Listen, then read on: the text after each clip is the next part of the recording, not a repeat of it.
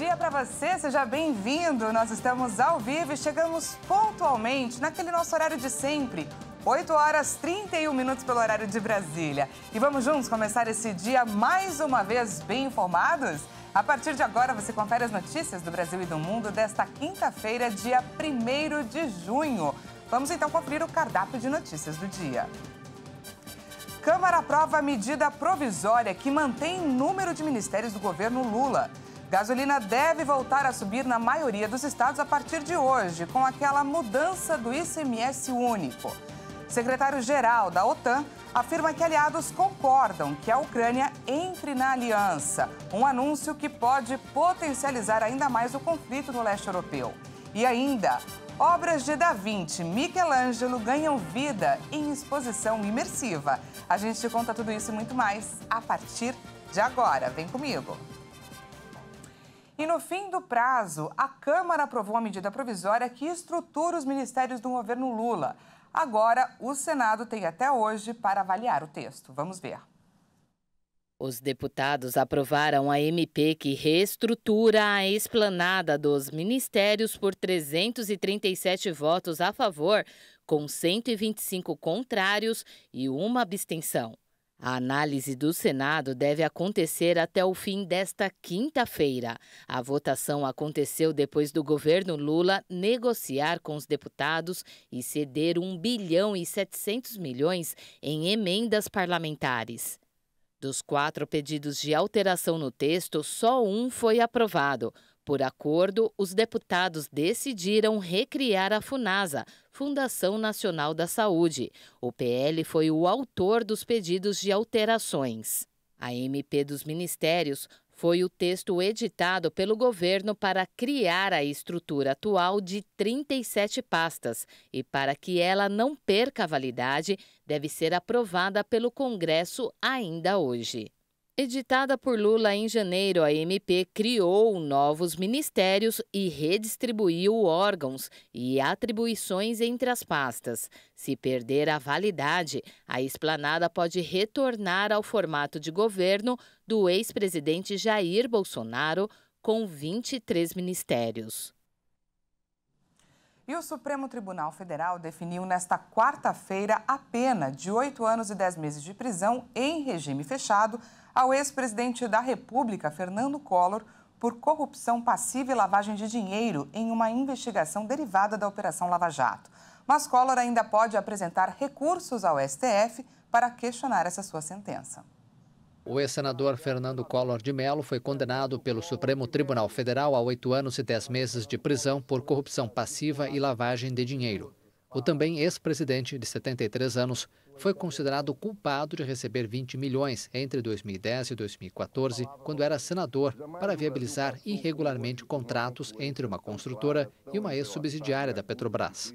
O relator do caso, o ministro Edson Fachin, havia sugerido uma pena de até 33 anos de prisão, mas o tempo da sentença foi reduzido pelo conjunto do STF. Em seu voto, o ministro Fachin considerou que Collor se valeu da influência político-partidária para fazer nomeações na direção da BR Distribuidora e criar facilidades para o estabelecimento de contratos. A lavagem de dinheiro foi realizada por meio de mais de 40 depósitos em contas em nome de Collor e em 65 contas de empresas de sua propriedade. A defesa de Collor nega as acusações. Primeiro presidente eleito por voto popular após a ditadura militar, Collor renunciou à presidência em 1992, em meio a denúncias de desvios e corrupção. O presidente Lula deve enviar o nome do advogado Cristiano Zanin ao Senado Federal para que ele concorra a uma vaga no Supremo Tribunal Federal. A Comissão de Constituição e Justiça do Senado deve fazer uma sabatina com o indicado, como é de praxe. E também é o primeiro grupo a votar pela aprovação ou reprovação no plenário. Zanin esteve nessa quarta-feira no Palácio do Planalto para receber o convite de Lula para essa função no STF. E a gasolina deve ficar mais cara hoje, após a mudança do ICMS, o Imposto sobre a Circulação de Mercadorias e Serviços. A nova regra determina a alíquota geral de R$ 1,22 em todo o Brasil, elevando o preço do combustível em quase todos os estados. Um estudo apontou que, com a cobrança de forma única do Imposto sobre Circulação de Mercadorias e Serviços, o preço da gasolina ficará mais alto a partir de hoje, quinta-feira, em 23 estados e no Distrito Federal. Segundo a consultoria Legio, o cálculo considera fatores estáveis e, caso a Petrobras atue para absorver a alta, pode haver alterações no resultado. A nova regra determina que a alíquota do ICMS único de R$ 1,22 seja cobrada em todo o Brasil, elevando o preço em 5% em ao menos 9 estados. Somente 3 unidades da federação devem registrar recuo no preço das bombas. Anteriormente, as alíquotas do ICMS eram proporcionais ao valor e definidas por cada estado, variando geralmente entre 17% e 18%. Apesar das expectativas de variação, o preço final é responsabilidade dos empresários, ou seja, não é possível cravar quanto cada posto vai cobrar. E a partir desta quinta-feira, motoristas que tenham sido multados na cidade de São Paulo pela Companhia de Engenharia de Tráfego, a CET, poderão ter até 40% de desconto no valor da multa. O repórter Leonardo Félix traz para a gente mais informações. A medida vale para condutores que estiverem cadastrados no Sistema de Notificação Eletrônica, SNE, e que não tiverem apresentado defesa ou recurso. Outra novidade é que a CET vai emitir notificações de autuações e penalidades de multas aplicadas na cidade de forma exclusivamente digital. Ou seja, não serão mais enviadas notificações em papel para o usuário cadastrado no SNE. Neste caso, ele será notificado de forma eletrônica pelo aplicativo da Carteira Digital de Trânsito, CDT, ou por meio de consulta no portal de serviços da Secretaria Nacional de Trânsito, Senatran. Já os proprietários que ainda não se cadastraram no sistema vão continuar recebendo as notificações em papel via Correios. Com a integração do município de São Paulo ao SNE, será possível efetuar o pagamento das multas de trânsito até o vencimento de 2 formas. A primeira com desconto de 40%, quando o autuado não apresentar defesa ou recurso da infração. E a segunda maneira, com desconto de 20%, se o motorista recorrer da infração. Vale lembrar que a possibilidade de pagamento com desconto de 20% já existia no ambiente analógico, para quem quita o boleto até a data do vencimento. De São Paulo, Leonardo Félix. E o prazo para declarar o imposto de renda terminou nesta quarta-feira. A Receita Federal esperava receber 39 milhões e meio de declarações, mas até às 6 horas da tarde dessa quarta já tinha recebido, além do esperado, quase 40 milhões de declarações. E quem não entregou ainda deve pagar uma multa por atraso que a gente avisou aqui ao longo da programação. O valor mínimo dessa multa é de R$ 165, podendo chegar aí a 20% do imposto devido. Lembrando que todo contribuinte que teve renda acima de R$ 28.559 em 2022 tem que fazer essa declaração. E uma consultoria de marcas realizou uma pesquisa que avaliou a percepção das pessoas sobre as cidades. E 2 capitais brasileiras estão entre as 100 melhores do mundo. Quem vai contar pra gente quais capitais são essas é a repórter Maria Clara Leite. Vamos ver. No topo da lista das 100 cidades selecionadas está Londres, na Inglaterra, com 83 pontos, entre os 45 atributos avaliados. Depois aparece Nova York, nos Estados Unidos, e em terceiro lugar, Paris, na França. A cidade de São Paulo, onde nós estamos, aparece na posição de número 75 do ranking, por ser o coração financeiro do Brasil, por ter melhores lugares para se viver, estudar, trabalhar de forma remota, para investir e se aposentar. Além de ter tido boa avaliação no critério Museus, Artes e Galerias Culturais. Mas a capital paulista perdeu pontos nos quesitos ligados a grandes universidades mundiais e também na segurança pública. Assim como ocorreu com o Rio de Janeiro, que se destaca em outros critérios e, por isso, aparece acima de São Paulo no ranking, na posição de número 69. Segundo o estudo, a cidade carioca tem uma boa classificação em atributos como vida noturna, restaurantes e estilo de vida, mas teve notas baixas em educação, ciência, tecnologia e segurança. A pesquisa foi realizada em cidades de 20 países pela empresa Brand Finance, que é uma consultoria especializada em avaliação de marcas. E veja a seguir, secretário-geral da OTAN afirma que aliados concordam com a entrada da Ucrânia na aliança. E ainda, obras de Da Vinci, Michelangelo ganham vida em exposição imersiva. Nós voltamos já, não perca!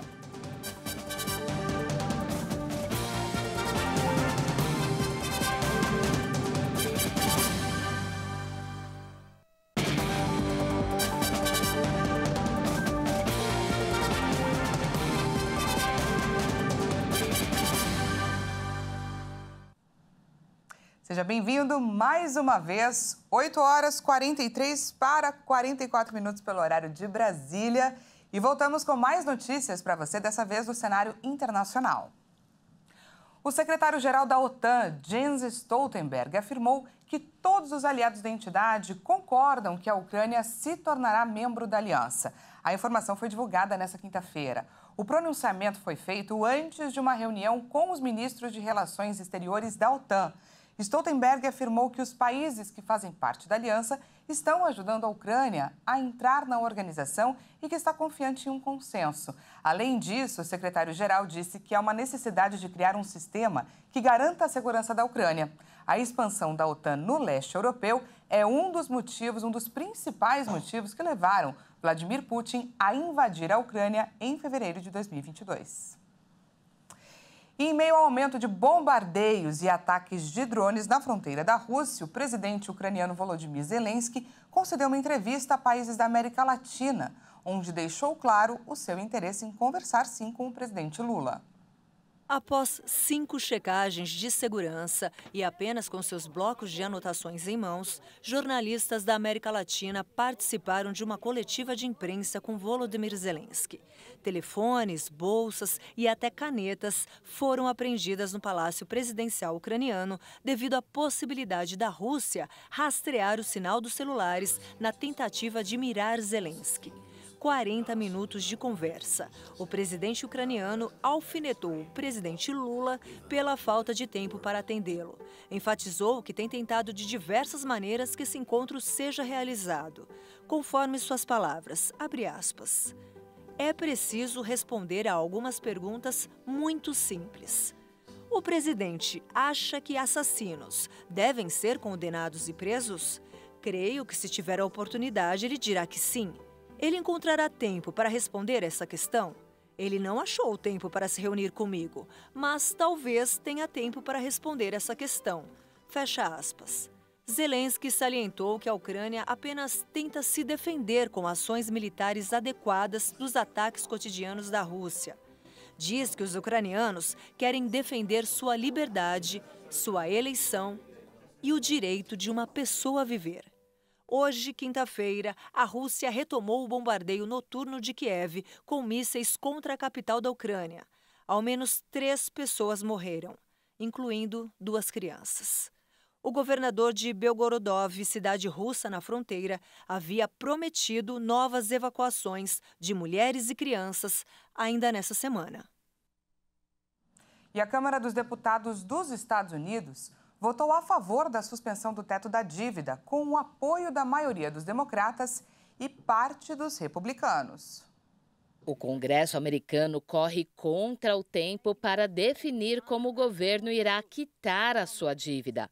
Na Câmara, que é controlada pelos republicanos, o placar ficou 314 a 117 para enviar a legislação ao Senado, que deve promulgar a medida e levá-la ao presidente Joe Biden antes do prazo final de segunda-feira. Biden espera ter o projeto de lei em sua mesa a tempo de evitar um calote que prejudicaria a economia dos Estados Unidos e desestabilizaria os mercados financeiros mundiais. A medida, um acordo entre Biden e o presidente da Câmara, atraiu a oposição de 71 republicanos radicais.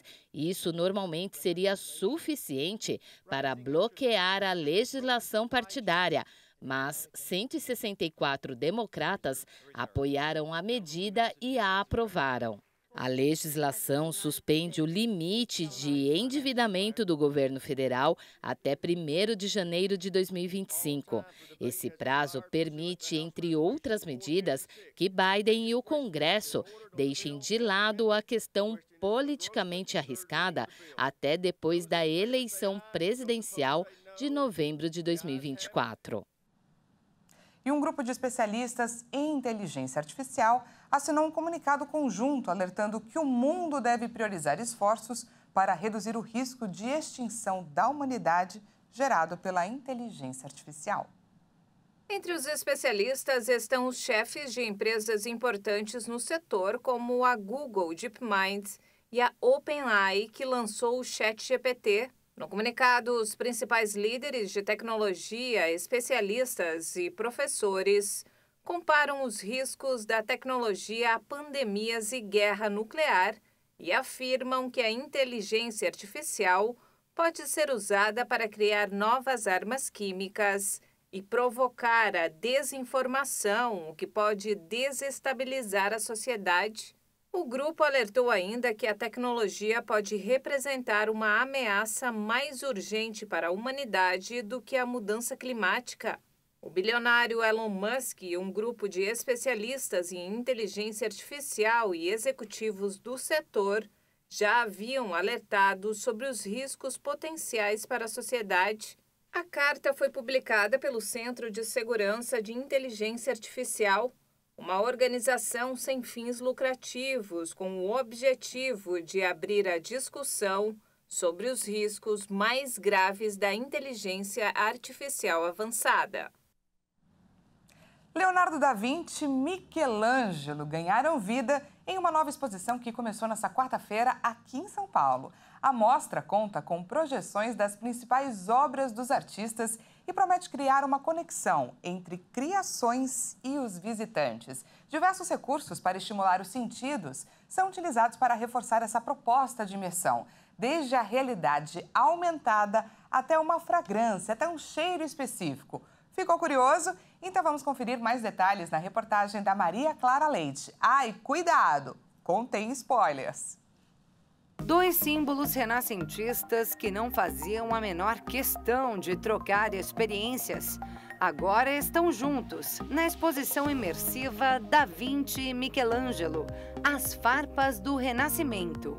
A gente preferiu abordar os conflitos, por isso o nome As Farpas do Renascimento. A mais taxativa demonstração da rivalidade dos artistas teria ocorrido no início do século XVI, quando os dois foram convidados a pintar paredes opostas de um mesmo palácio italiano.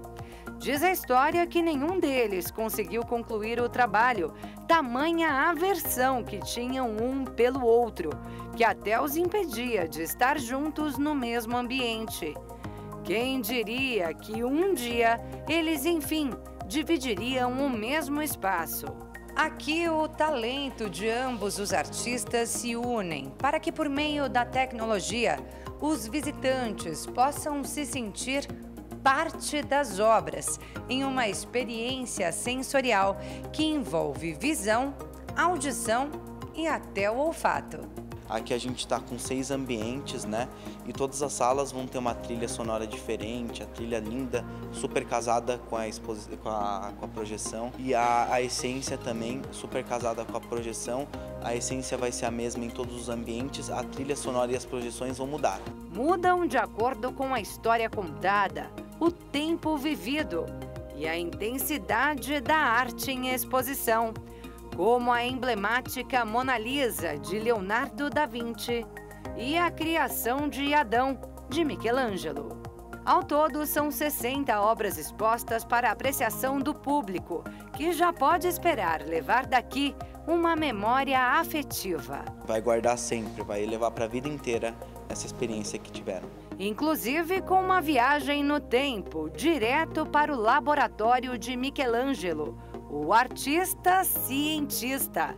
É mais uma possibilidade que chega por meio da tecnologia. A gente fez uma pesquisa de mercado e viu que a melhor opção que a gente podia ter era o óculos de realidade virtual. Então optamos por fazer o óculos VR e transmitir o laboratório do Da Vinci e algumas obras também. A visitação tem duração de 1 hora e acontece de segunda a sexta-feira a partir de meio-dia, sábados e domingos a partir das 10 da manhã, no Shopping Vila Olímpia, Zona Sul de São Paulo. Para mais informações, acesse o site davincimichelangelo.com. Vai ser uma coisa linda e eu recomendo muito. Venham, gente, venham. E quem estiver por São Paulo, não perca essa experiência sensorial. Parece ser bem interessante.